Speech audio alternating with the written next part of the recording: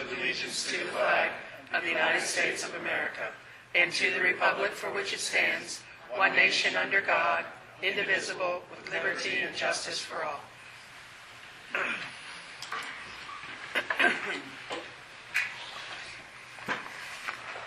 Mason, roll call. Mrs. Farr? Here. Mr. Plummer? Here. Mr. Robinson? Here. Mr. Sanders? Here. Mr. Scalette? Here. Mrs. Schrader? Here. Mr. Sears? Here. Mr. Cohen? Here. Mr. Watson? Here. This is a reminder to please silence your cell phones during the meeting. And this is our first opportunity for public comment. All comments and questions will be addressed to the President. Board and staff members will normally not respond to comments and questions during the meeting unless recognized by the President for this purpose. Comments will be limited at the discretion of the President to 5 minutes or less. Do we have anybody that wishes to speak? Thank you. The board met prior to this meeting for a tour of the York County School of Technology, and a dinner prepared by the Culinary Department is permitted by Section 707 of the Sunshine Act. No deliberation or action was taken, except we ate some really good food. Indeed. Let the record show that. The other thing I would mention is that we will be having a So You Want to Be a School Board Member community program on January the 22nd at 7 p.m. at the high school. Is that in room 160? The staff development room. The staff development room? Mm-hmm. Thank you. Dr. Williams. Good evening. Tonight we have with us, as we often do, hopefully you'll come a little closer to us when you speak with us. We have the Dollars for Scholars, and we have Stephanie Sullivan. Hi, Happy New Year, everyone. Thanks for having me here in this really unnecessarily large room. My name is Stephanie Sullivan, for anyone here who doesn't know me. I'm the current treasurer for the York Suburban Dollars for Scholars chapter. Our chapter was founded in 1998, 20 years ago, last June. Our mission is to provide financial assistance to eligible York Suburban seniors to continue their education and ultimately help students become responsible, dependable, capable community citizens and future community leaders. To date, we've awarded 151 scholarships to 135 students. I was running the numbers earlier this year and just found it interesting. 65% of our recipients are female. In all, we've funded $440,500 in scholarships. Our students have attended 73 different colleges and universities from 20 states. The majority, 63.6%, are in Pennsylvania. Our scholarships are often renewable, allowing us to support our graduates over their full college career. At present, 76% of our recipients have received renewable scholarships, which allows them multi-year awards. Annually, we're able to support over 20 students. For example, this last year, we supported 25 students with 30 scholarships. This is a far cry from the 5 scholarships we gave our first year, those 20 years ago. Heavy fundraising early on helped Dollars for Scholars establish an endowment fund at the Community Foundation, York County Community Foundation, which gives us stability as a chapter and guaranteed minimum in scholarship money each year. This relationship with the Community Foundation also opens up the array of scholarships available to suburban students who meet our chapter criteria. So they have to meet our needs, and then we can put them forth for either designated to suburban students or competitive to York County students scholarships. We also are a member of the National Dollars for Scholars Network, which is called Scholarship America. They provide us with guidance, forms, most importantly, tax preparation. We love that. They also manage the online portal. All of our applications are done online. There's also some scholarship funds that they put out nationally, and because of our affiliation, we're able to make that opportunity available to our community. As I mentioned, we hold an endowment of just over $428,000, which is managed by the York County Community Foundation. In addition to that, we have another $174,000 in fund monies that are held at the Community Foundation but are dedicated to York Suburban students. They don't sit on our balance sheet for tax purposes, but they're dedicated to suburban students. Some of you may know, those of you with some history in York Suburban, this is the David Black, the Robin Worley Myers, the Claire Beth Grossman, Vic Kierstead, and we've in my time here established 2 new ones. The class of 62 alumni came together and put one together, and we just established last year a Battle of the Buildings Fund in honor of the support that we've gotten from the community over the years. We took the 25 that we transferred over and we set it up as a bob, and so we'll be giving that first one out this May. So we're excited about that. For total assets of $602,000 sitting over at the Community Foundation. Scholarship applications, as I said, are done entirely online through Scholarship America's premier secure website, which furthers the transparency of the scholarship review process. We don't know the names of the applicants at all, even the recipients. We just know 45709, and we know that they have these qualifications, and when we go to match what scholarships we have available and what qualifications our students have and who has the most need, it's a fun little matching game, but there are no names attached to it. We really don't know. And I really don't even know. I tend to get the awards out in May, and I really don't know until about a week before I'm given the names to fill into my speech. So always fun. And then it's fun because I'm getting older in the community, so now I'm starting to know these kids. So applications are scored along very objective criteria, with 50% of the total applicant score reflecting financial need. So we do try to get money to those with the greatest need first. And the other 50% comes from the combination of scholastic merit, their SATs, their school performance, and general merit, activities they were involved in, any work, any special circumstances. We coordinate with guidance to promote the scholarships, and our scholarship chair is reaching out to families of seniors with a letter directly to let them know, to try to generate interest. Sometimes the parents are more motivated than the students. Admittedly, we are limited in that we can only review applications that are complete.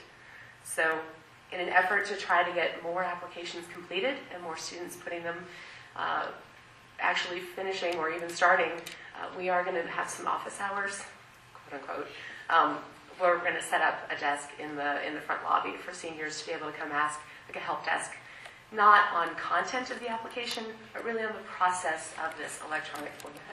And we're trying to encourage families to understand that it is not something that can be done the night before.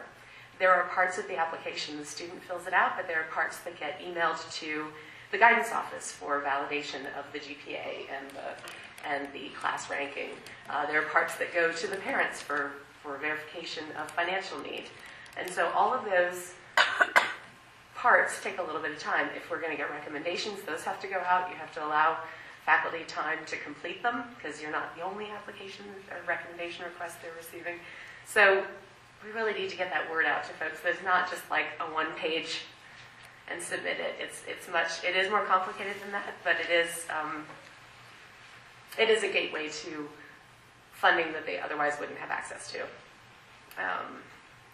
We're administered by a board of 20 volunteers.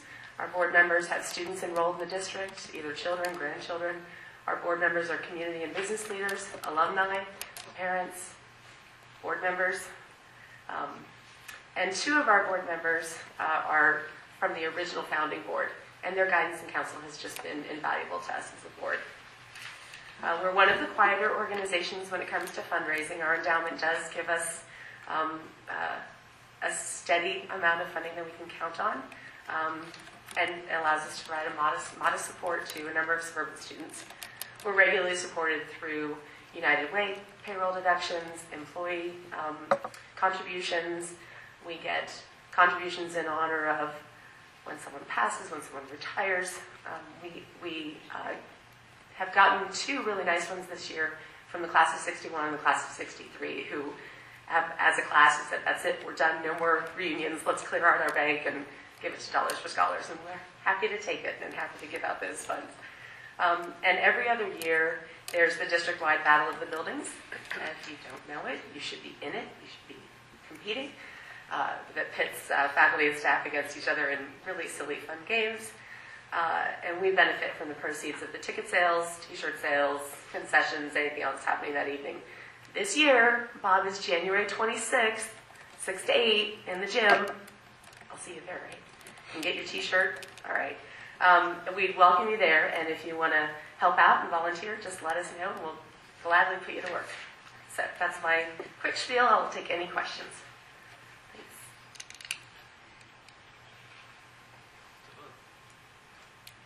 And you try to see me every year. I come up, try to give it a little different flavor every year. Thank you All very right, much. thanks. Thank you. Yeah, we're the yellow team, I believe, right? The board is the yellow team in the Battle of the Buildings. For the school board, the shirts are tie-dye. Is that what you want? No, ours are yellow, if I recall correctly. Well, then I ordered I the think wrong they're- one. They could be. You guys don't have a team this year, do you? You misrecall. I think this If you have yellow, I think you're joining us. All right. As long as I'm with somebody. We'll put you somewhere. Don't worry. Yeah. Who else? Yorkshire's a little light too. Maybe Valley View's light. Anyway. Okay. Thank you. Thank you. All right. And tonight we also have representatives from the York County School of Technology who did a wonderful job showing us their facility and what they have to offer students. And they're here tonight to present their budget to us, as we'll have to act on it. I think you guys should have electronic versions. There is a pretty good summary of the whole budget process and the budget itself on page 5 and 6. So basically tonight I just want to go over a few highlights from the budget itself. Everyone has a handout. So basically the budget has been reviewed by the JOC at the September, October, November board meetings. So it's been vetted by them 3 times. It also is reviewed by the superintendent of the school review. The enrollment for the budget projected for next year is 1,700. Right now, the enrollment is 1,652, so we try and aim to have 1,700 enrollment to start the year, every year, and that's pretty consistent. You'll see there's major changes to the budget itself. Salaries, health insurance, and retirement. You see salaries are increasing to $353,000. We're currently in negotiations with both the teachers and support staff, so we're in that process now. Health insurance is increasing by $197,000. That includes taking a 1-month funding holiday at the LBT, which we've done the last 4 years. A $45,000 increase to LBT based upon our claims, and a $152,000 increase based upon employees changing plans, going from single to two-person to family, single to family. And the net retirement increase is $110,000, so that's another reimbursement. The expense additions for JOC initiatives. Over the last few months, the JOC had talked about adding certain things to the budget. They wanted to add music back in, and they wanted to add 2 additional buses to our fleet to help with the ride times. So the music teachers cost $90,000, and the 2 buses cost $100,000. And the revenue changes, fortunately, the state increased the Korean Tech Ed subsidy. It's our equivalent of the basic ed subsidy. They increased that by $10 million last year, so for us, that's $272,000. And the other increase that we have is the member district tuition of $602,000, or 3.03%. For York Suburban, that's about a $17,000 increase from this year to next year. On the back, we just wanted to show a few highlights on what the tuition increases have been over the last 9 years. You'll see overall, the last 9-year average is 2.02% is the increase. And you'll see there's comments there next to those to see some of the major factors that affected those increases. And the financial impact of adding the 2 buses. The state reimbursement for transportation, the schools pay York Tech for transportation, but that reimbursement goes back directly to the member districts. So even though schools would pay us $100,000, $50,000 for each bus, 2 buses, $100,000, the reimbursement of $63,000 goes back to the member districts directly. So even though you're paying it to us, you receive that reimbursement back at $63,000. So overall, two new buses actually cost a net of $36,000 or $18,000 per bus. So you'll see at the bottom there, the impact for your Suburban, to add 2 buses, the net after the reimbursement is $1,876. So that's a huge thing for your tech to add buses to our fleet. Because some of our kids run buses for an hour and a half, hour and 45 minutes a day. So every bus we can add, helps out each kid tremendously. So you have the budget in front of you. It does include adult ed and the Perkins grant because the state requires us to include those as part of the budget itself. So, but overall, this is the high school budget. It includes a 3.03% increase in member districts, and that's a major portion. At this point, 3 schools have already voted on it. West York, Dallastown, and Relline have all voted in approving the budget so far.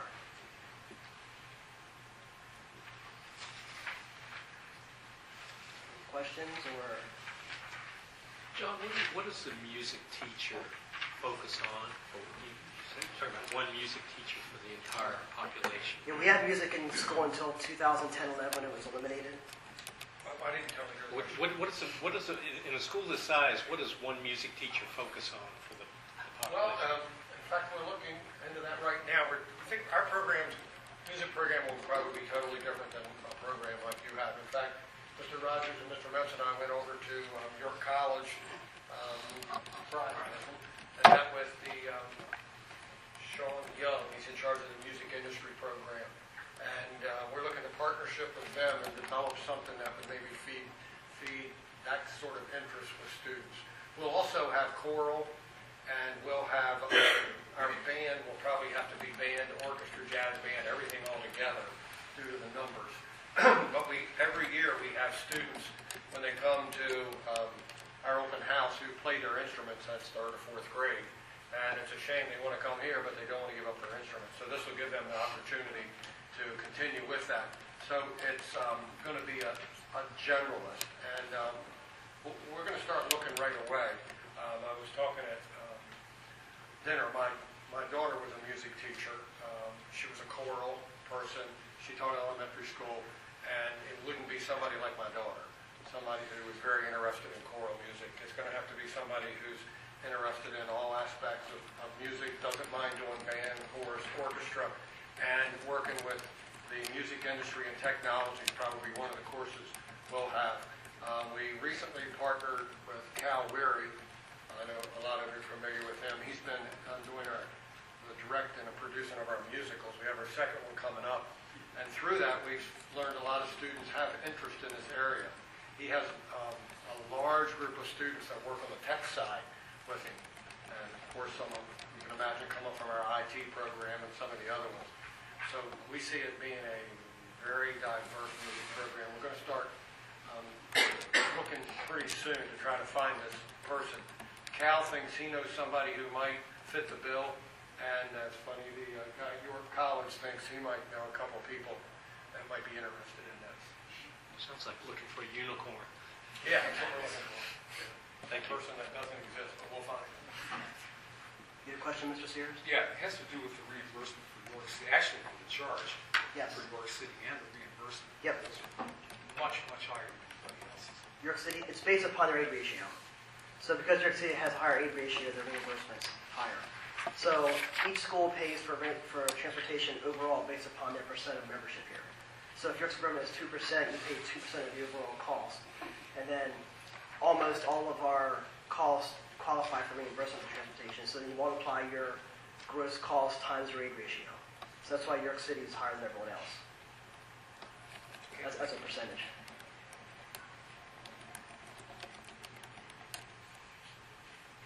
Other questions? Okay. Thank you very much, If folks. you have questions in the meantime, as we vote, please feel free to ask her, and she can forward the questions to me. Thank you. Thank you. And this will be at the regular meeting in a couple weeks, right? Is that on the? It's on the agenda, yes. Yeah.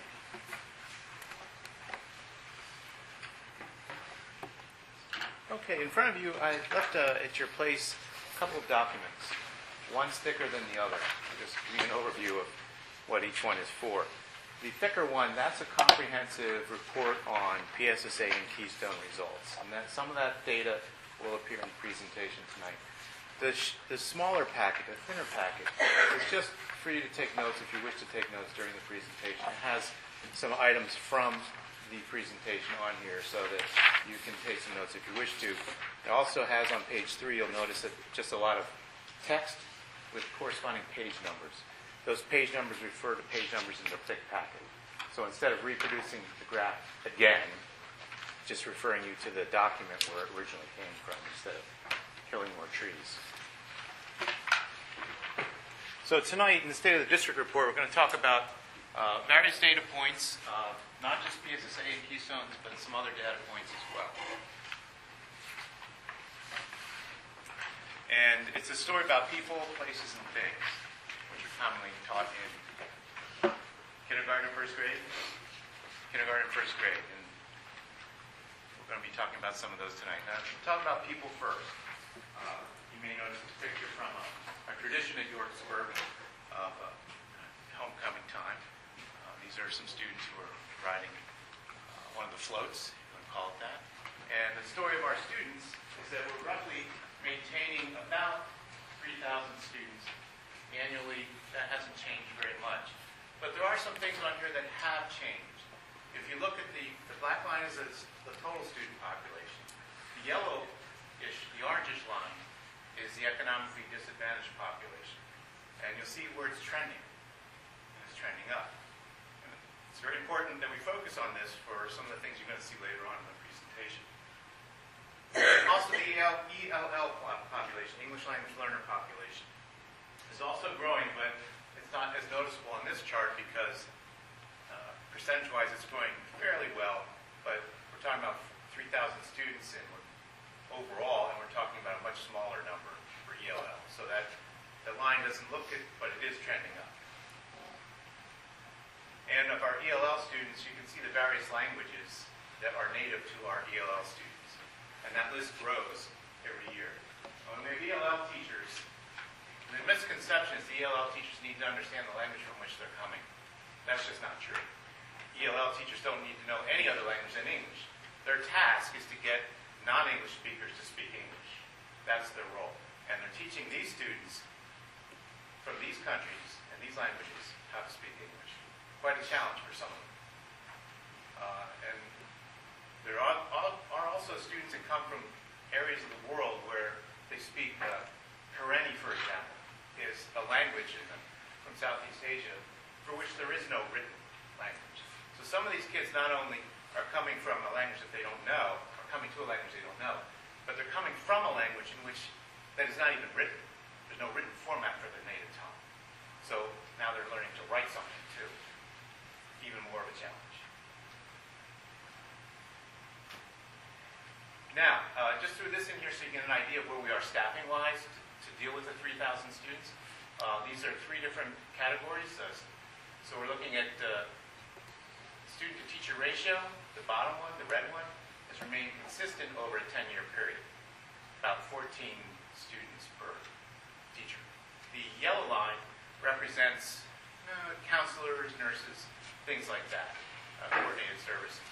And that line that was up for a while, went down a little bit, now it's kind of leveled off. And the administrative line is the blue one up top, that is now trending down.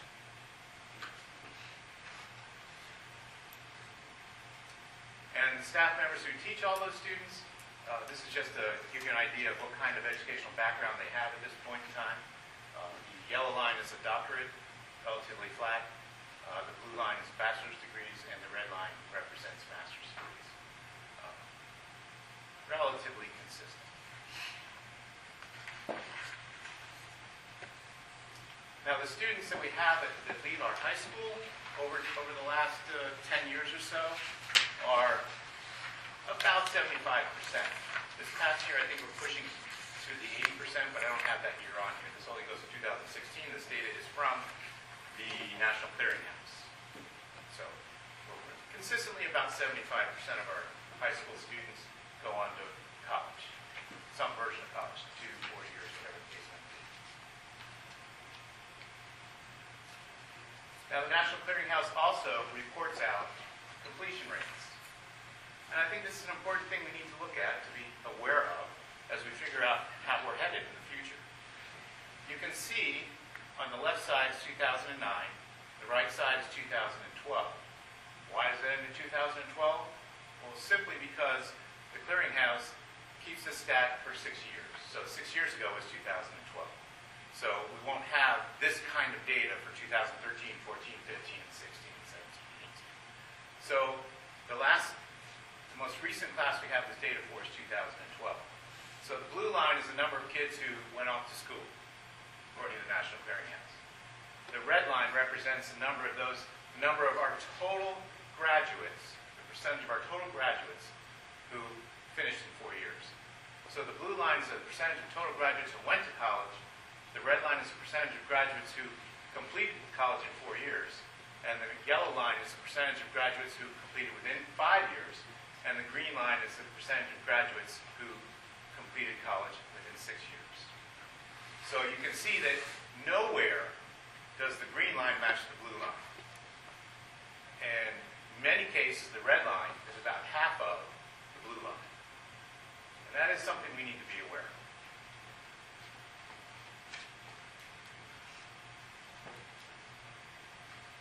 So that, in a nutshell, is our staffing and people and students.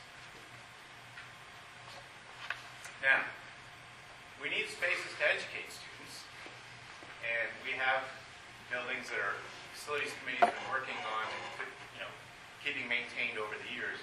But we're going to, at some point, hit a crossroads where we can't continue that process. We're going to have to think differently about what we need to do. So we've engaged the Gilbert Architects to produce and revise a facility study. And their task is to look at our facilities and revise the prior one, but also add some options. So they visited with the buildings. They visited every administrator, walked through every building, and they did that in the November timeframe. In December, they came in and met with the administrative cabinet and talked about some options. And basically, they laid out 3 possibilities: modify or expand the current buildings and alignments, maintain the alignments but consolidate buildings, and the third general option they're talking about is exploring other properties for expansion. So you're going to have, when they're done with their report, some options to consider, some things to think about. They have more meetings scheduled with us in January. They haven't happened yet. And then in February, the facilities committee will see their report, and so will the board as a whole. And in March, the report will be finalized, and we can really have conversations about how to proceed once that's done. So that's the story about our places. Now, things. In this case, things is data. So we're looking at data, or student performance data. Now, the PSSA results from grades 3 to 8, and this is the all students group. This is all of our kids and our percentages and how well we did.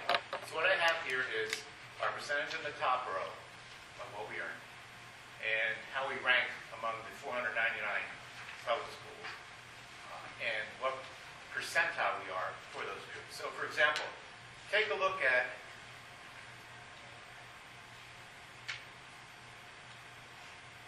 the 8th grade math here, for example. Okay? And this is kind of interesting. 57% of our students are proficient or advanced. Right? 57% to us is like, what's going on here? Doesn't seem like it's where it should be. But when you look at it in context, and you can see, out of the 499 school districts, there are only 26 school districts in Pennsylvania that have performed better than we did on that test. We're in the top 5% of all school districts in Pennsylvania with a 57.8% proficient or advanced rate. So keep that in mind as we talk about all this stuff. If you look in the red area there, you can see where we rank per grade level as in the top percent of the state. So, for example, in that 8th grade group, or the 5%, there's only 4% of the districts that do better than us in 8th grade math. And you can see across the board, York Suburban does really well, generally. There are some areas that need to be addressed, and it's probably a curriculum alignment issue that we're going to have to address. And also, if you look at the county, as how we fare in the county, pretty solidly at the top of the list in almost every grade level of the county. And the bottom row in that chart is the highest percentage for that group. So if you look at 6th grade, for example, we're only the 3rd in the county. But we had a 51.7%. The highest in the county was 53.5%. So it's all about putting things in context. While we're not happy about being 3rd, the difference between us and 1st is, as lawyers like to say, de minimis. Okay? Now, there's a certain group of students that the state requires us to look at and the federal government requires us to look at as well. And that's the historically underperforming students group. Historically underperforming, and you'll see the HUS abbreviation. That means historically underperforming. Those are students that are economically disadvantaged, IEP students, and ELL students. So they lump those students together in one group called historically underperforming. And our success with those students is not all that different from our success at the elementary level with a regular population, the entire population. So by and large, the percentages are very similar. So very similar percentages of our K to 8, or I should say grades 3 to 8, student achievement for historically underperforming is not all that different than our performance for the general population. And in the county, look here, you can see in many cases we are consistent with a few exceptions. Okay, so that's a historically underperforming group. So please keep that in mind as we go forward here. Now, in general, not only did we look at how we compare with other schools in the county, but also how we compare with other groups of schools in the state. So, for example, on this graph, the orange column is York Suburban. The black column represents all of the schools in York County. The green column represents all the schools in the state. The blue column represents charter schools. And the light blue column represents cyber charter schools. And you can see how York Suburban fares at every grade level with those schools. And it's really interesting when you think about, say, for example, in grade 3, 77.5% of our kids are proficient or advanced. But if you look at the cyber charter percentage of proficient and advanced, you're looking at, 26%. And we spend $10,000 to $14,000 or whatever it is when one of our students decides they want to go to cyber charter school. So they leave us, we pay money, and those kids get not the same education that they would get here. Also something else to keep in mind. So that's for math. Similar situation for ELA, grades 3 to 8. And similar situation for science. Although other schools in the state do better in science than they do in the other areas. And in grade 8, the cyber charters actually outperform the charters, which is unusual. Now, that was BSSA. Now let's talk about Keystones. Keystones are an end-of-course exam at the high school level. Sometimes kids take those courses in 8th grade. They're taken Algebra 1 in middle school, or it could be as late as 11th grade. How this works is when a student takes the end-of-course exam, the state banks that score until they hit 11th grade. So these are the results for last year's 11th graders. You can see in the county, no one outperforms us in the county. And in the state, which is right here, this middle column, this middle row, we do really well. So for example, in biology, there are 18 school districts in the state that outperform us in biology. Also, note that's not on this chart, York Suburban advanced students in biology, there's not a single school district in the state that outperforms York Suburban for the percentage of advanced students in biology. That's really significant. A lot of hard work has been done by the biology department. I noticed that when I was at Manheim Township many years ago. I knew that York Suburban had its act together with biology at that time because we were struggling. I came to York Suburban to find out how they were able to be so successful. So I've known that for a long time, but the numbers just bear it out now that I'm looking more closely at.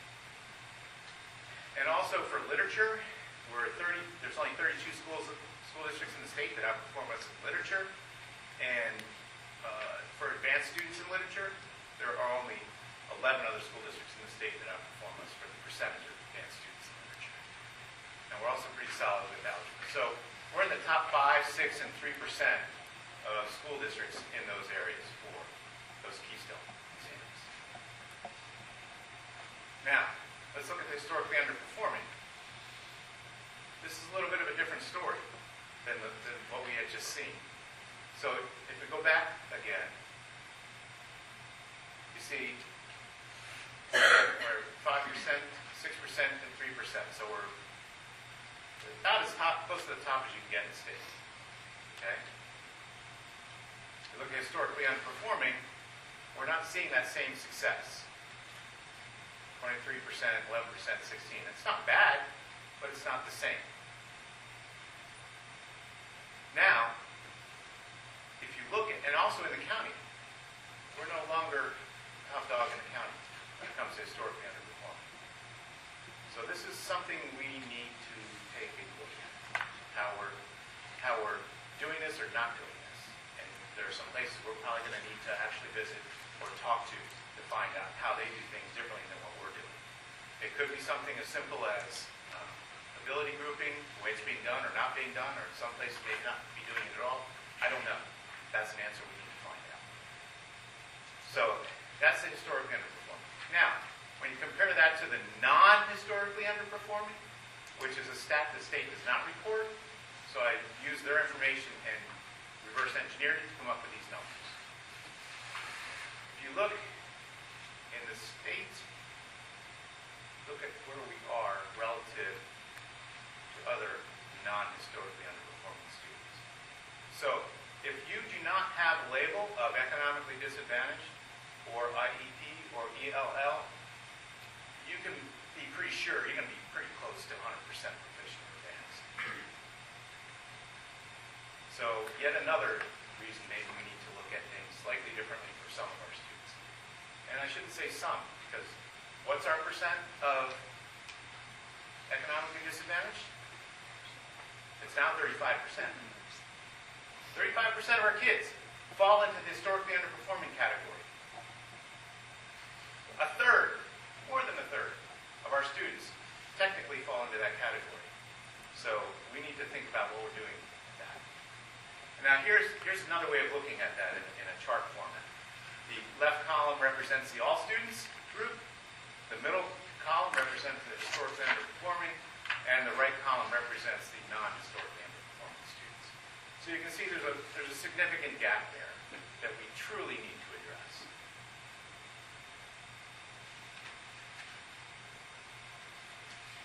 Now, I'll introduce to you, for some of you may not be familiar with PVAS. PVAS is Pennsylvania Value Added Assessment System. It's a way the state uses to measure growth. PVAS has its supporters and it has its detractors. Nonetheless, this is what the state uses to measure how we're doing. Now, if you look at this scatter plot here, I'll give you a brief overview of how this works. See the red line in the middle? That's the delimiter between achieving or not achieving. And if you look at the vertical line here, that's the difference between no growth and growth, and the degree to which you're growing. So for example, this dot right here, they've achieved, okay, I mean it's better than average, but their growth is outstanding. This dot here represents the strongest growth in the county. Okay? So where you want to be in the upper right quadrant. That means you've got great achievement and strong growth. If you're in the upper left quadrant, where the Algebra 1 word is, this has some good news. This quadrant here means that you are achieving, but your growth isn't probably where it should be. If you're down in the bottom right quadrant, that means that you are not achieving, but you're growing. That's a good thing. So there's positives in this quadrant, and this quadrant is really where you want to Are be. you using grow in the sense of improve? Achieving more than a year's worth of growth. Okay. Because you can still improve, but it may not be a whole year's worth of growth. Okay. Yep. And this bottom quadrant right here, that's really where you don't want to be. That means not only you're not achieving, but you're not growing either. And you'll, not surprisingly, you'll probably find a lot of Southern charter schools in this quadrant. All right, so here we are with Algebra 1. All those dots represent schools in York County. I didn't do the whole state because there were dots all over the place. So I thinned it out a little bit. And you can see the black dot in all of these scatter plots is going to be York Suburban. And all those other schools in York County are there too. So you see we're in good company with growth and achievement. So this is the quadrant you want to be in. I'd be happy to look at that all day long for any subject. That'd be terrific. So are those, then that would include all the public school districts as well as the charter, cyber charter? No, there's no cyber charter. no Okay. charter. Well, there might be, I think I have brick and mortar charters in here. Brick and mortar charter? Yeah, but Okay. not cyber. Okay. Yep. So that's Algebra 1. It's good stuff. Literature, same deal. Strong achievement, great growth. Awesome. Take that all day long. Biology. Awesome. Take that all day long. Now let's talk about PSSA. Grades, math grades 4 to 8. As you notice, grade 3 is not part of this because grade 3 doesn't have PBAS expectations because third grade's the first year you do PSSAs. Okay? So this is not horrible, but it's not where we want to be either. So we have some work to do there as far as growth. Achievement's great as far as compared to the averages. But our growth is not quite a year's worth of growth. It's not bad, but it's not a year's worth of growth. So that's math, grades 4 to 8. ELA, we have a mixed bag here. The black dots again represent schools in York Suburban. Sorry. So we have a little bit of work to do there. Now, let's talk about a different set of data. Because we could spend hours doing PSSA and looking into that. The packet you have in front of you has a lot of ways to look at the data, so feel free to look at that and ask me questions some other time. I'd be happy to talk to you about that. Let's look at ACT scores. Now, some of this I have given to you in the past in the form of a board update, a weekly update, but I just wanted to share with you this again. You can see that over this 5-year period, from 2014 to 2018, you can see that our ACT performance has actually improved fairly significantly compared to the Pennsylvania state average for ACT takers. So we're doing quite well there for college preparedness. I don't have SAT data to share because ACT does a nice job of getting that data to superintendents to be able to look and see what's going on. SAT, not so much. It requires a little bit more digging. I don't have the data. So we're doing well in math, English, and science. Now, the ACT also does this thing called college readiness, and they use the results of those tests to determine the percentage likelihood that someone's going to score B or better on various exams. So, for example, in the first columns, college English composition, saying that 88% of there's an 88% chance our graduates are going to earn a B or better in English in college. Is basically what they're saying. And in all cases, in all those subject areas, York Suburban is the orange bar and the gray bar represents the state average. Outperform the state in every category. So keep that in mind as we're thinking about the percentage of our kids that don't complete college in 4 years or 5 years or even 6 years.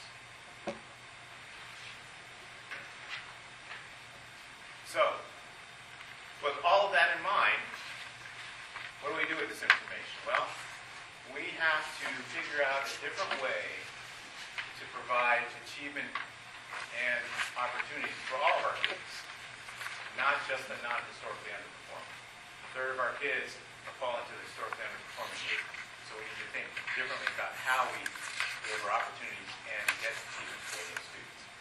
The best way out of an economically distressful situation is education. It's imperative that we look at education as an opportunity for all of our kids, not just the non-historically underperforming students. So that's our task as we go through the comprehensive planning process. That's going to be a big focus as we develop the next 3-year plan for allocation. Any questions I might be able to answer? If I look at this with a glass half empty view, you just stood up and said, we're doing great compared to the students in the state. The students in the state aren't doing that great. So what we're doing, we're measuring ourselves against a marginal measure. Is that the students in the state, or is that testing? Is that a fair question? It's a fair question. And I've said this to some of you before. I hesitate to look at the instrument that's used to make these assessments. But when you have tens of thousands of students in the state that are performing at a level that we would consider not good enough, and they're all performing that way,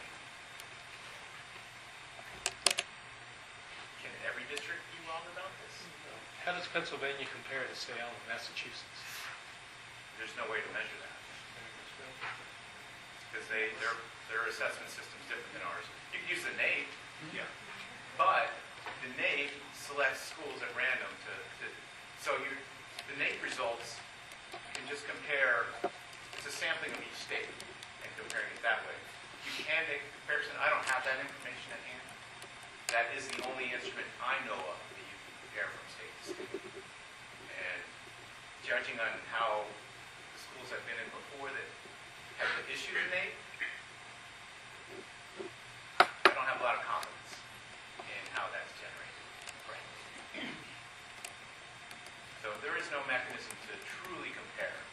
Now, if every state had to issue the same exam across the board, then we could do something like that. But then you're getting into the whole political issue of states' rights, federal rights, and having the feds dictate what's taught in the states is something most states are not going to be interested in talking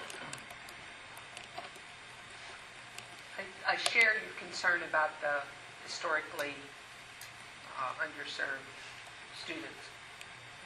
Did you compare, or do we have the data? I guess we would have it. This year is an anomaly. It's not unusual. This is a problem we've had, or is it unusual? Yes, I understand your question. Yes. And in the packet, you'll see some historical data on that very question. Okay. You'll see, I think I have the last 4 or 5 years. So you can see this is not an anomaly this year. It has consistently been an issue. The underperforming students versus the non-call. You have data that says when they entered suburban and how long they stayed in suburban? No, I don't have any data like that. But if you look at this data, because I don't know that we would have access to, because this is not, the data that I use for this is not tied to specific kids. It's tied to a group of kids. So there's no way for me to back that data out. But if you look at what we're doing K to 8, or 3 to 8 in this case, those kids are getting served similarly. I wouldn't say it's the same, right? But it's similar. You get to the high school level, not so much anymore. So what are we doing differently at secondary level, high school level, that we're not doing so much of at the elementary level? Well, one thing that comes to mind is leveling. We do a lot less leveling ability grouping of students in the elementary level than we do at the high school level. Is that a factor? Don't know. That's why we need to talk to other schools that are doing well with this, so we can form a group to see if there is a difference. The schools that are in the top, the 1, 2, 3, 4, and then the HUD, or whatever you call them, are they 1, 2, 3 in the non? That I don't know.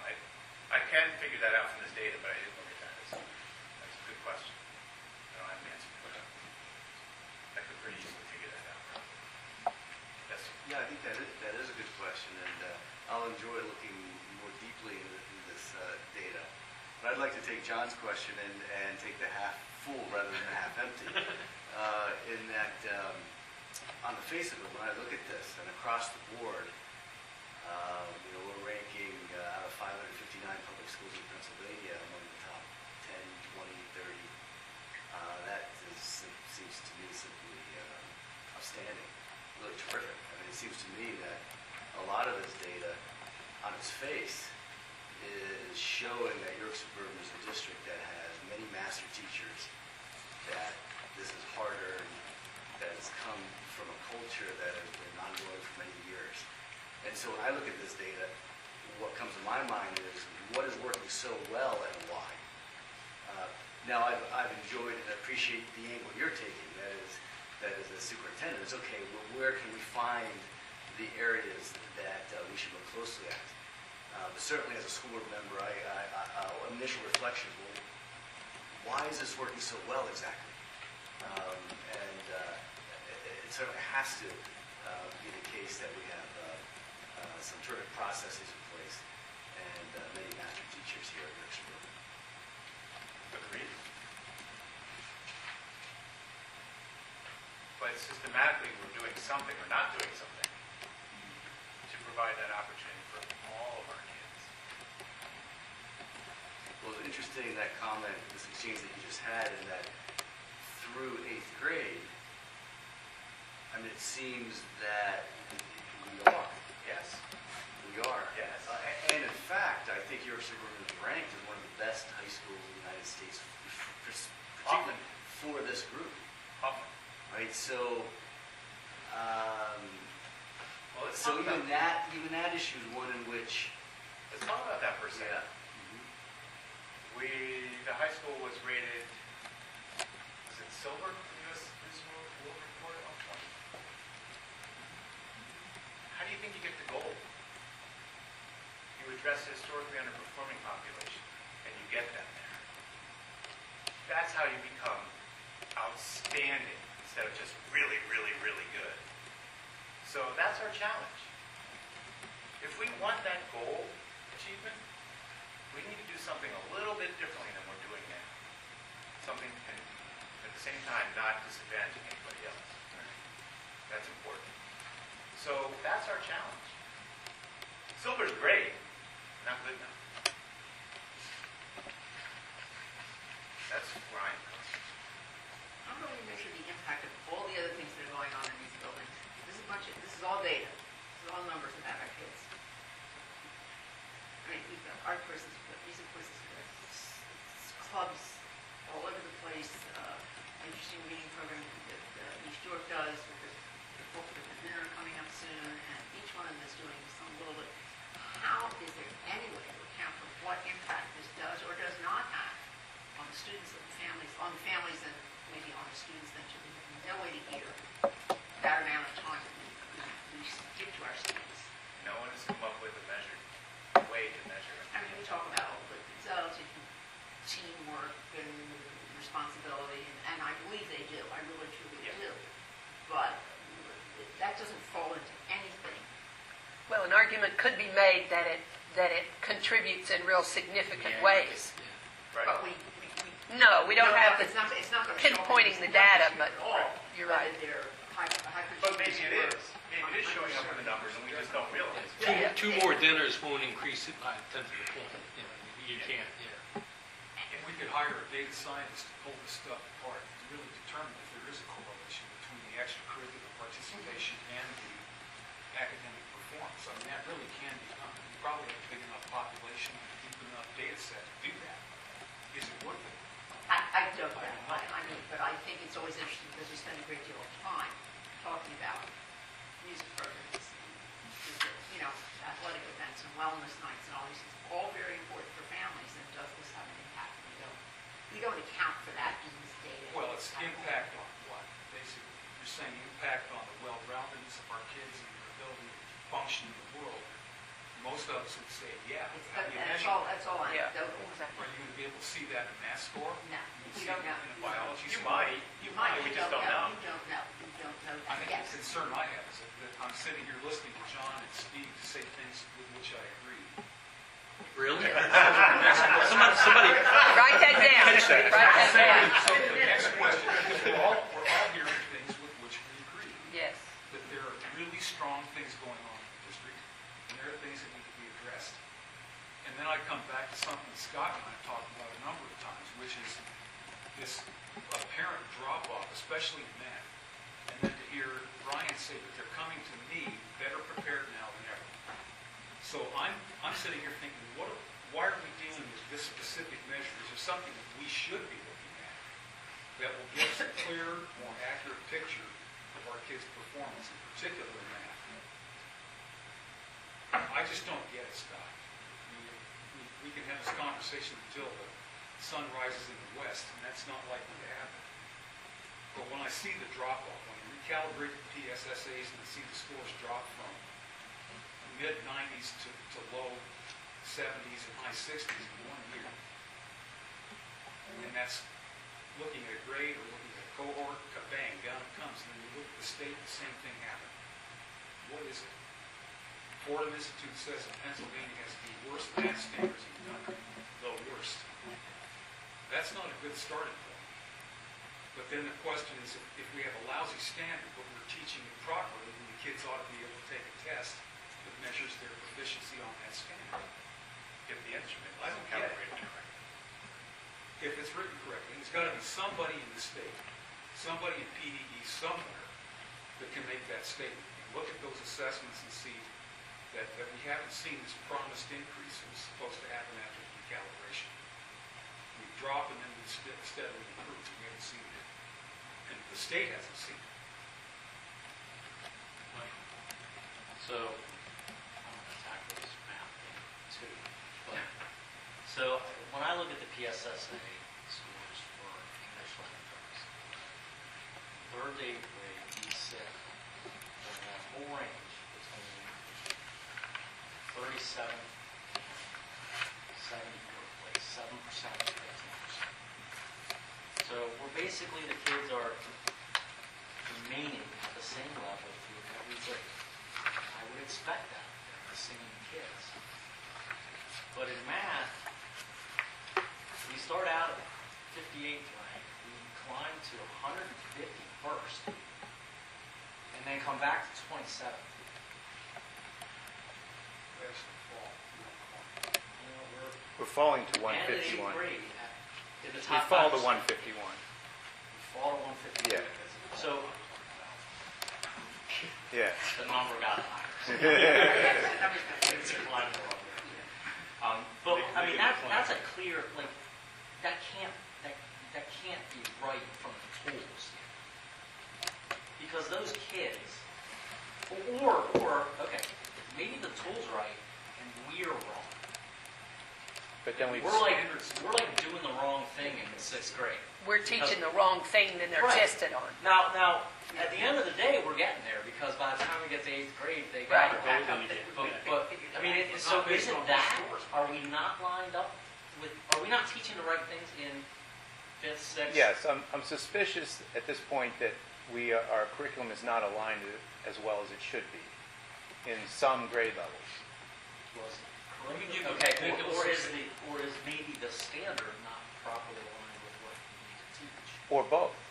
You could have three-way alignment and still have a problem. I'll give you a silly example.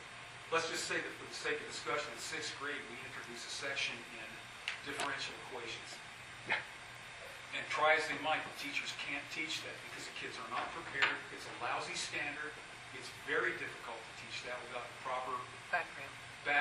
And so in that particular instance, they're going to fall flat. Then they come back again because things properly measure their aptitudes and they're aligned properly as they move through that trouble spot.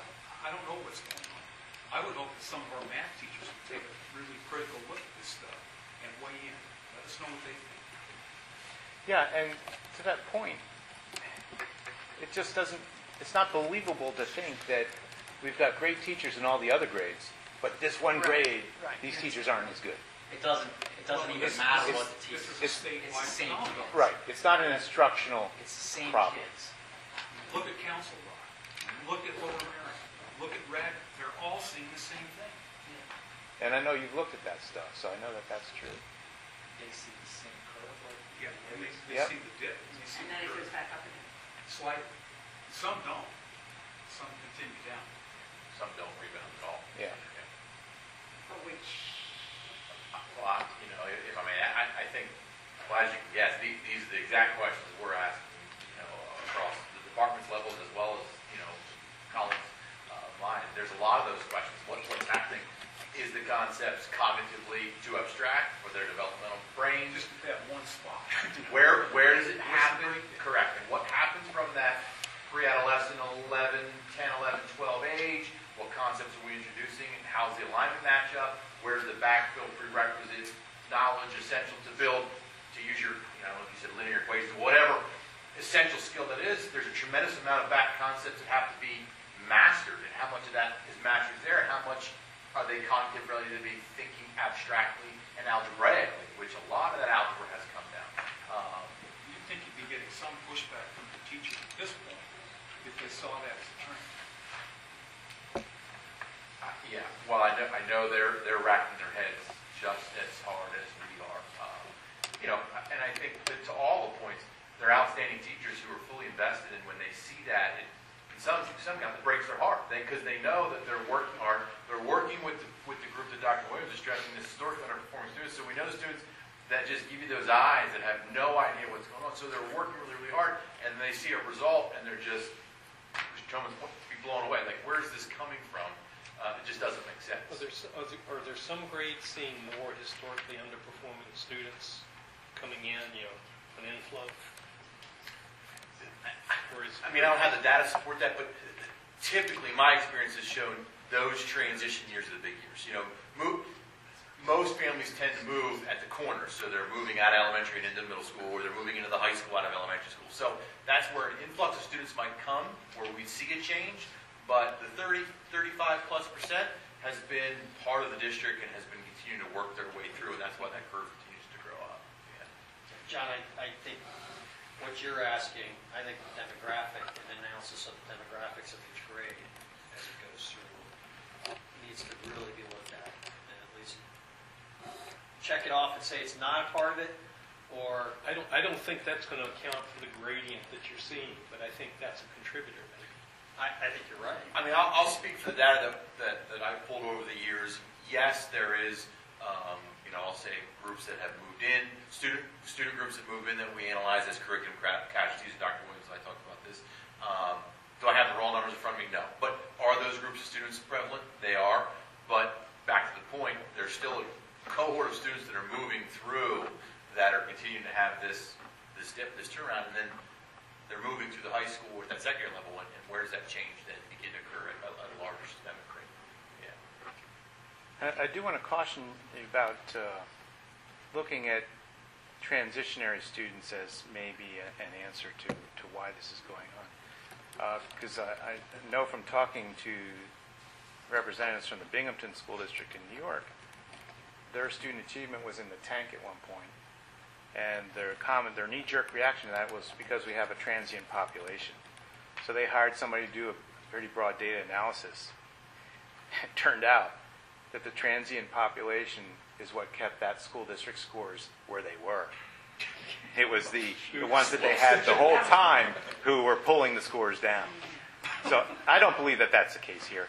But I'm just saying we need to be careful that we don't want to think in those terms. Yeah, I'm not implying that. I'm No, I saying know, I know. let's look at I'm just giving you guys a caution. what the demographic, is secondary, do they have a higher percentage of historically underperforming students than, Oh, no. The answer to that is Wait. no. where is there a bubble? Is it 35% across the board in every single grade? I just think that would be revealing, or at least would be another factor to consider. I mean, ELL students, they could be phenomenal students and really come up the learning curve quickly. I'm not trying to cross it off. I'm just saying, what's the demographics that's coming into our district? Yeah. I remember Dr. Adams made a point talking about some of the problem kids that came through. He didn't see it out of the kids that started with SPUR from kindergarten on. He saw it with the kids that moved in. That's what's triggering my question here. That was from about a year ago. Yeah. But that's behavior. But that's system. They understand our system. Yeah. They were brought up. Once they learn the expectations Correct. and adapt to those expectations, behavior changes. Yes. Yes. Yes. Agreed. But I think that ties to discussions we've had with faculty and association, where you get an influx of people who don't understand who we are. And that creates problems, whether it's disciplinary or attention, whatever. I think there's a lot of students who end up becoming historically, underperforming, right? But them and their family and their siblings have been a part of our district. Now the third child in this family needs an IEP, they're historically underperforming. Or, somebody loses a job, now they're economically disadvantaged. So I think a lot of these historically underperforming students have probably been in our district along the way. Yeah, our mobility is not 35%. I think that's why you always have to look at these test scores, and you have to follow a class, the whole cohort along. There's this Agreed. terrible thing where you compare this year's third grade with last year's third grade. Yeah, You that's what can't do that. PVAS is for. That's right, that's what the PVAS is the one to look at, to look for achievement, not, because there's Look that for growth. tendency to compare fourth grade to last year's fourth grade. You can't do that, that's different. I'd rather Agreed. take the class of 2025 and follow them all the way through, which you can do with PVAS. And that would be really neat to look at some of these classes. When they started in third grade, what do they look like in fifth and seventh and eighth? It's a little harder when they get to the high school because you don't have this constant Right. across-the-board testing. But you could follow them through to eighth grade and see, and then at the end of graduation time at the high school, maybe you could look and see those who don't on the ACTs or the SATs and they're going on to college or something. Maybe that speaks to some of their level of achievement because they've been given more choices, more opportunities for individual work and things of that nature at the high school. But I think we have to really look at those PFAS scores if we're going, if that's what we're going to look at, so that we know how these this class, whatever grade what year's your daughter going to graduate? I hate to ask you this off the cuff, but 2025. Okay, look at the class of 2025 and see what they're going to look like. And you've got four grades, and see what their classes look like. Then I think you have a real story of what's going on. It takes you a few years to get that story. We have it. Mr. Well, Tom. that's what we should be No, I'm looking saying at. we have all the data. We We should don't, we don't need to wait. We can look back as far as we care to Well, and build cohorts. Build cohorts. We can do that. I think we should be doing that because then we know what those classes are doing. Just curious. I think that, what we have to figure out is how do we get our staff, our teachers, to connect to those historically underperforming students. Because I think our philosophy, our whole gearing on this district is that we know how to connect and motivate our top end students. I'm not sure we understand how to connect and motivate the historically underperforming segment. That's the challenge. I was listening to what you were saying. I think we all were, but I mean, that is the challenge. That's the challenge. That's where we were missing the boat. And what I see is just that I think our staff, we've had so many years of success. Our success is in that top end. That's where we know how to do it. I don't think we know how to do it at the next level because we don't know how to connect and motivate those children. That's not our wheelhouse right now. We need to get it in our wheelhouse. So going out, talking to those districts that are doing well at it, figuring out what their strategies are, getting our teachers to see what those strategies are, I think is going to be critically important to changing that part of the equation. And how do you not how do you, but you want to address that while not giving up. That's the challenge. That's the challenge. This would be incredibly unfortunate if we bring this up 2 points Yes. and this drops 6. Yes, that's the challenge. We've got to figure out how to do both. Well, I don't think you change your staff. You add tools to the kit. You teach them how to do it. Because I just think they're not used to that. It's not where they're operating. They have a kid that's not behaving or whatever. They may not know how to deal with that. It's abnormal to them. So we need to give them those tools. And we need to show them how it can be successful. I mean, we have phenomenal staff. They'll learn if we can show them how to do it. And if we support that. If I look at the numbers though, okay, look, we're also going to be 1-2 in every category. It's not like we're 17 and 16, and we're close. At least my point of view, unless I was missing something. We're not that far off with you're defined historically underperforming students. So I don't think we're missing much, but, and I'm going to disagree with Mr. Tobin here a little bit in the terms of we're not doing a good job. We don't know how to connect. I think we do know how to connect with them. We're close to getting it, but we're missing something. But we're at the very least, we're missing something. We're missing something. I think At the we are very least. connecting. I think again, if we were at the bottom 5 in the county, then I would say we are not connecting, and I would totally agree. But we're not in the bottom 5. We're in the top 5 to 10 at worst with the historical underperformance. I don't remember seeing any numbers outside of that. In the county, but if you look at the state, Right. we have fallen much further. But and Dr. Williams is already talking about some other methods and things that you want to Right. look at.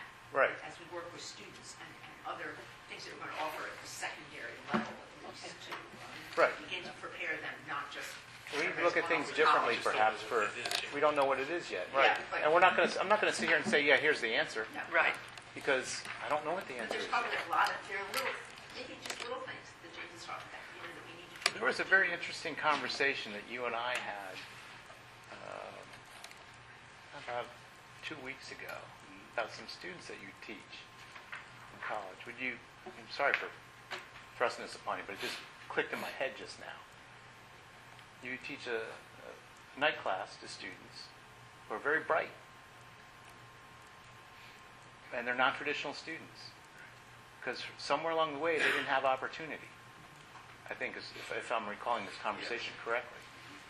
And, is it likely that these kids may have been, in their high school years, if they were in high school when they were measured as historically underperforming, would they have been in that group? So these are kids you're teaching now who have it, they just never had an opportunity to show it. Until now. 10, 15, 20 years after high school. So is that the population that we're not serving as well as we should? So that putting you out of work for non-traditional students. Making them work more during the day. I can't teach grad school classes. You'll always be under schools. Now that we give you all that advice, Steve. Yeah, I certainly do have this unique vantage point in that most of the students I teach would be in that historically underadvantaged group, and I'm having them when they're in their late 20s, Right. who left high school and are now trying to make a better life for themselves, pursue the American dream at a later point. So I am quite interested in it. Yeah. I share some of Mr. Sanders' perspective in that when I look through the data through the 8th grade, I think, boy, if I were a parent and I was in that group, I would think York Suburban would be a place to go. So I think there's a lot of things that are working. Yeah. But however, what are the tweaks? What are the ways that there can be these adjustments, particularly at that high school level? I think that's a great set of questions. Really emphasizing, I think John's comment too, in a way that does not create trade-offs. Yes. So how does it become a win-win scenario? Exactly. Well, and kind of to piggyback on your earlier comment about the 70, 75% that we're just knocking it out of the park with. Tonight we have retirees of 4 teachers that all but 100 years. I think I added it up, and it was 99 years of service in public education. And here we have to replace them,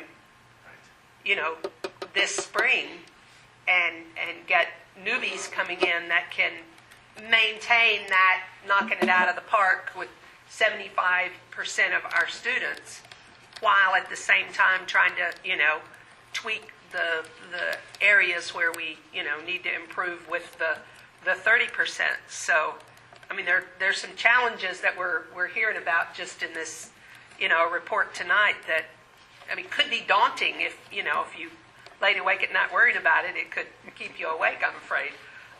But to just fill those shoes of those teachers that are leaving, it, to me, is huge.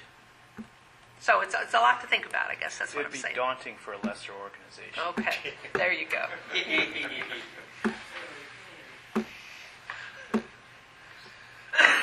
All right. And to conclude our very brief superintendent's report, I think we'll have Dr. Manos first.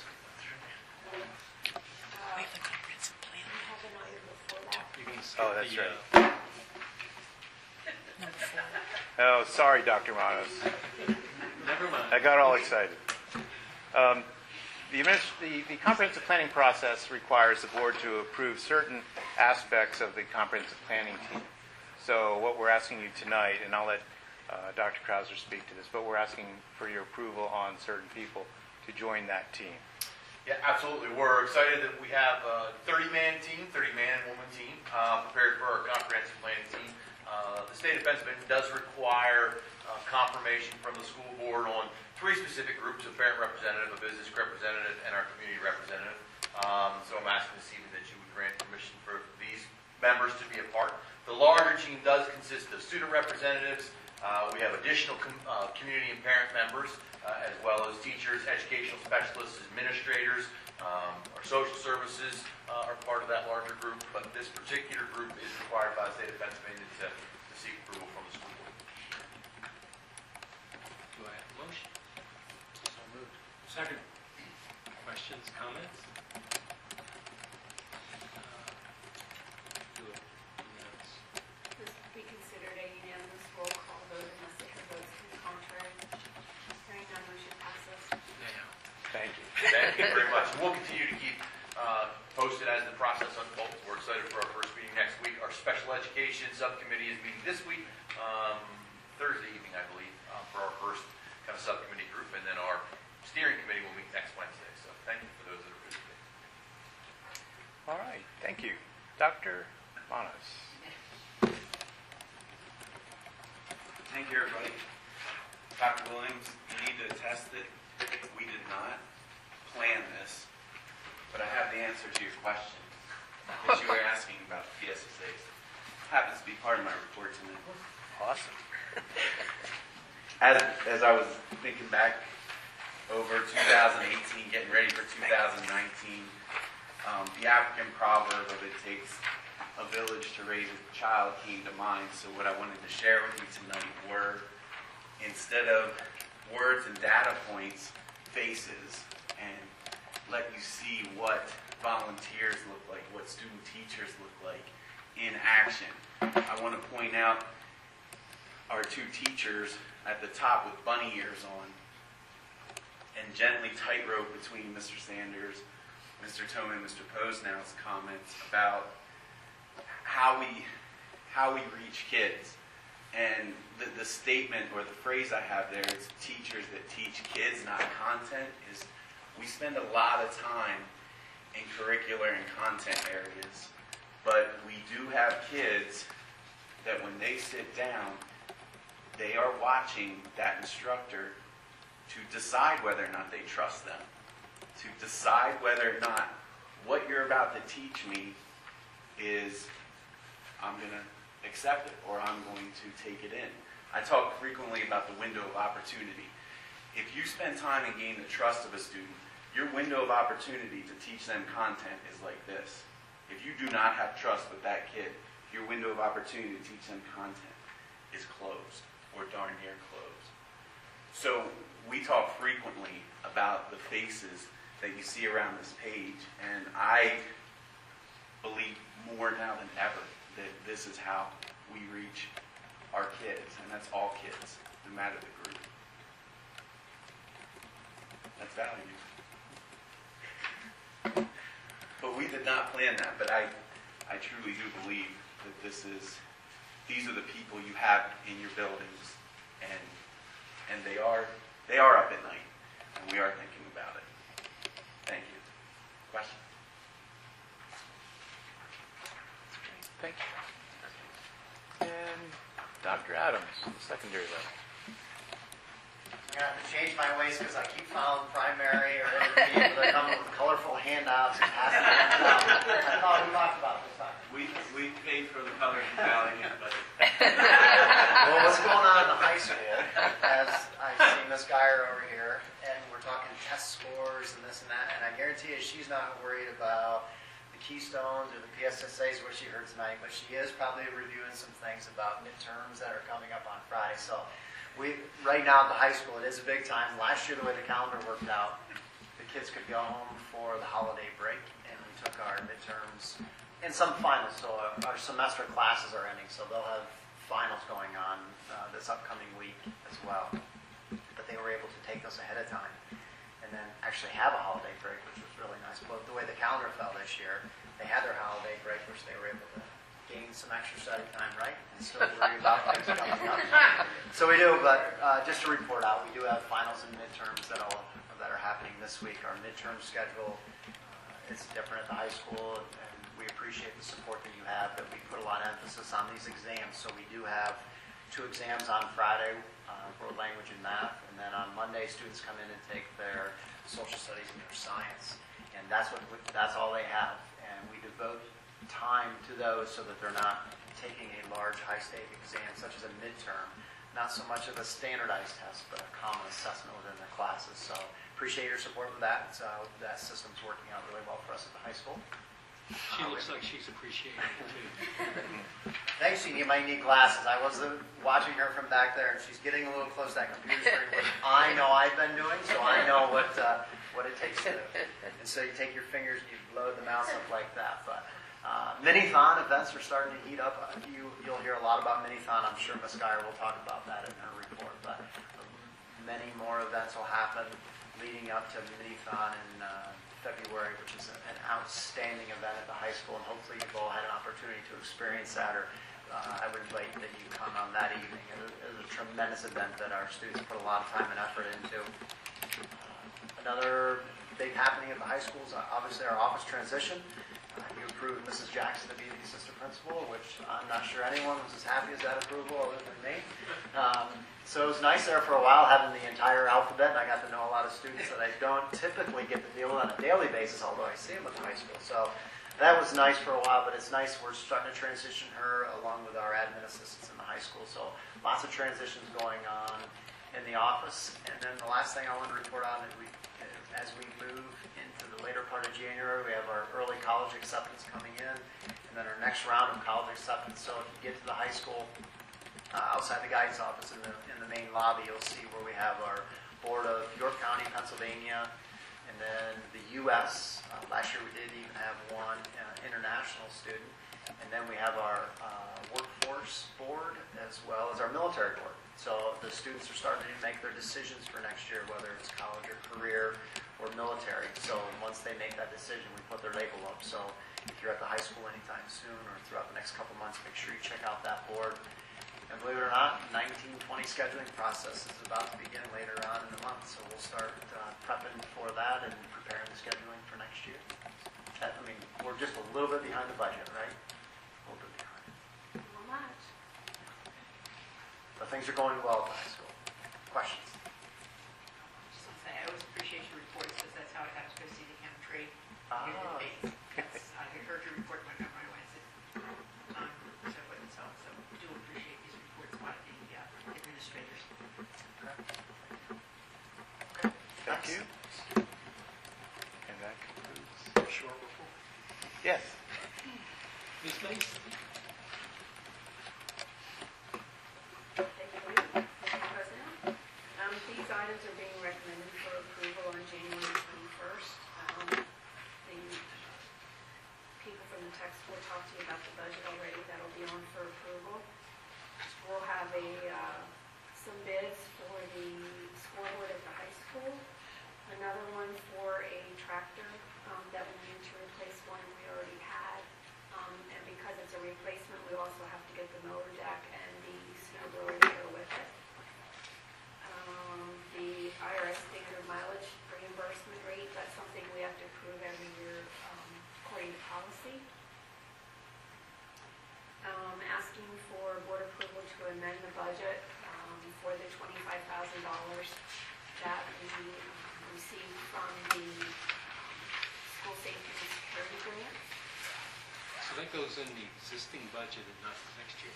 Correct. This money, this $25,000, we do have to spend before the end of this school year. This is the Part A funds. The Part B funds we have not gotten clear instruction on yet how that's going to be dispersed and/or when it needs to be spent. And that's a state grant. That is correct. The bid for the East York roof, we're planning on awarding that. The opening is next week on January 15th at 2 o'clock. There's also a performance agreement for the high school for a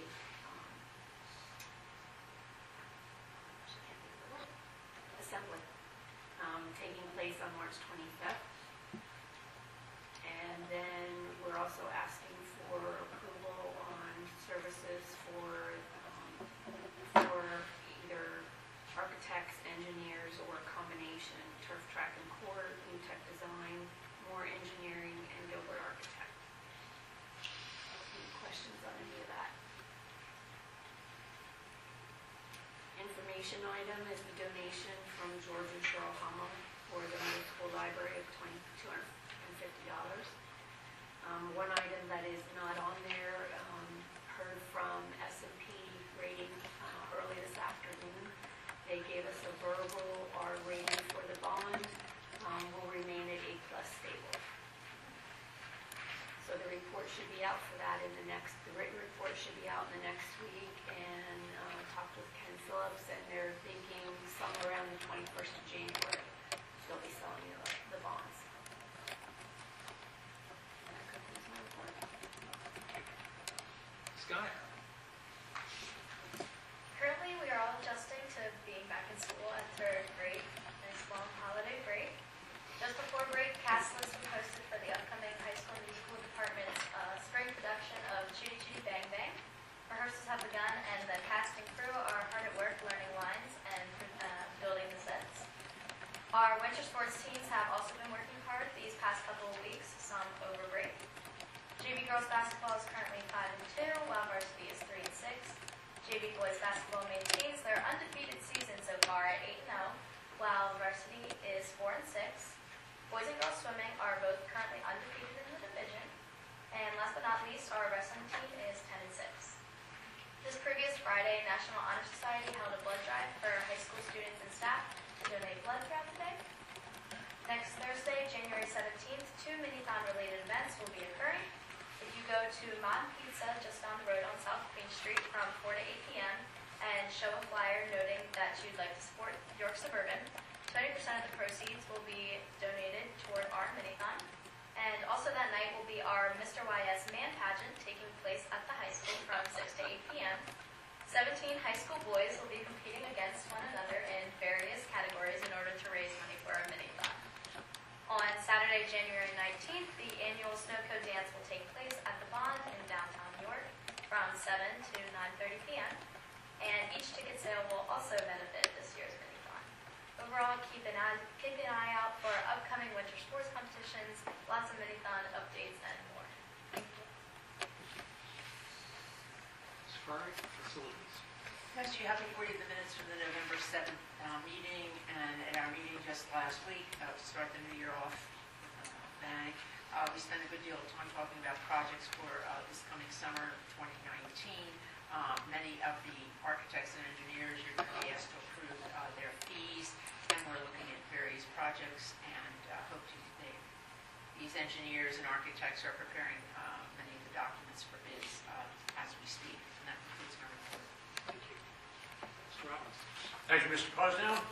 I ask you all to please note the addendum located at the end of the agenda to be included in the consent agenda. You have before you the personnel report, which includes retirement, resignation, leave of absence, and employment. Would any board member like any of these items considered separately, or are there any questions on any of these items? If not, the chair moves approval of the below-mentioned items. Second. This could be short. This will be considered a unanimous roll call vote unless any votes to the contrary. Hearing none, motion passes. That concludes my report. Thank you. John, if I could just add our thanks to the retirees. I know I mentioned earlier, but when you think about those 99 years of service to the children of the state of Pennsylvania. It's, I don't want for that to go unnoticed and acknowledged, so we appreciate those many years of service to the district. Thank you. Ms. Ferrari, I'll let you join operating authority. We won't have a meeting until the end of the month. Federal Catholics. And that also, that will be our reorganization meeting on the 29th of January, because we don't meet in December. York County Tax Bureau, Ms. Mason. Our meeting is at the end of the month as well. York County School of Technology. I would just say our tour tonight suffices for my report, and our thanks again to the administration here and the kids in the culinary school to feed us and give us a tour of the building. And thank you to everybody to sit through with us tonight. There is the board meeting schedule is posted online here, and this is the last opportunity for public comment. Going once, going twice, and I think we are adjourned.